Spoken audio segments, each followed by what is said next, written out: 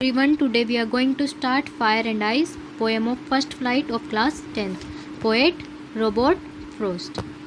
जैसा कि आप सभी जानते हैं, फायर एंड आइस का मतलब फायर मतलब आग, आइस मतलब बर्फ। Some say the world will end in fire, some say in ice. इस पोएम में टू ग्रुप ऑफ पीपल है। एक का कहना है कि ये जो पूरा वर्ल्ड है ये किससे कैसे डिस्ट्रॉय होगा, फायर से। और वहीं दूसरे ग्रुप ऑफ पीपल कहता है कि जो वर्ल्ड है फायर से नहीं बल्कि किससे डिस्ट्रॉय होगा, आइस से। अब फायर से कैसे होगा, जैसे जब ज़्यादा टेम्परेचर बढ़ जाता है वर्ल्ड को डिस्ट्रॉय कर सकता है, काफ़ी ज़्यादा डेंजरस है। और वहीं दूसरी ओर आइस कैसे कर सकता है, जब टेम्परेचर बहुत कम हो जाता है तब भी लाइफ एग्जिस्ट नहीं कर पाती। तो ये भी एक डिस्ट्रक्शन का एक एलिमेंट है। From what I have tasted of desire, I यहाँ पर पोइट, डिज़ायर मतलब ग्रीड, किसी चीज़ को पाने की चाह, लालच। अब पोइट कहते हैं कि जहाँ तक उनका एक्सपीरियंस है डिज़ायर के बारे में, फायर यानी यहाँ पर फायर किस चीज़ को सिंबलाइज कर रहा है, डिज़ायर को। आई होल्ड विद दोज मतलब have the same opinion as, agree with. I hold with those who favour fire, तो पोइट उस ग्रुप को एग्री करते हैं जो कि फायर से वर्ल्ड को डिस्ट्रॉय कर सकता है, यानी जो वर्ल्ड ग्रीड से यानी लालच के कारण वर्ल्ड को ख़त्म कर सकता है। But if it had to perish twice, perish यानी डाई। फिर से पोइट बोलते हैं कि अगर वर्ल्ड को मौका दिया जाए पेरिश होने का मतलब डाई, डिस्ट्रॉय होने का, जो कि नहीं हो सकता क्योंकि वर्ल्ड एक बार ख़त्म हो जाएगा तो दोबारा तो नहीं आएगा, तो ये स्टेटमेंट नहीं हो सकती। जो स्टेटमेंट नहीं हो सकती उसे वहाँ पर क्या बोलते हैं, पैराडॉक्सल स्टेटमेंट, जो रियल में एग्जिस्ट नहीं कर सकती।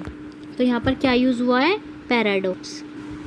I think I know enough of hate, poet बोलते हैं देखिए मुझे अब लगता है कि मैं हेट के बारे में भी उतना ही जानता हूँ ये बोलने के लिए, to say that for destruction of ice is also great and would suffice, मतलब तबाही मचाने के लिए आइस भी कम नहीं है और आइस भी महान है जितना कि फायर, और सफिशिएंट भी है। जैसे कि फायर वर्ल्ड को डिस्ट्रॉय कर सकता है उसी तरह आइस भी वर्ल्ड को डिस्ट्रॉय कर सकता है। फायर यहाँ पे किस चीज़ को सिंबलाइज कर रहा है, डिज़ायर को, और आइस किस चीज़ को सिंबलाइज कर रहा है, हेट को। टू रीजंस हैं वर्ल्ड को डिस्ट्रॉय करने का इस पोएम में। सो चलिए अब राइमिंग स्कीम देख लेते हैं। फायर, डिज़ायर और फायर, यहाँ पर ए और ए और ए, फिर ऐसे ही ट्वाइस, आइस और सफाइस, यहाँ पे बी कर लेते हैं,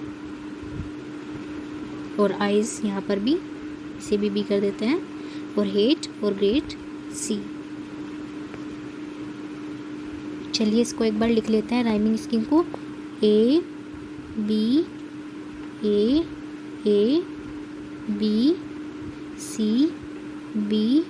सी और बी।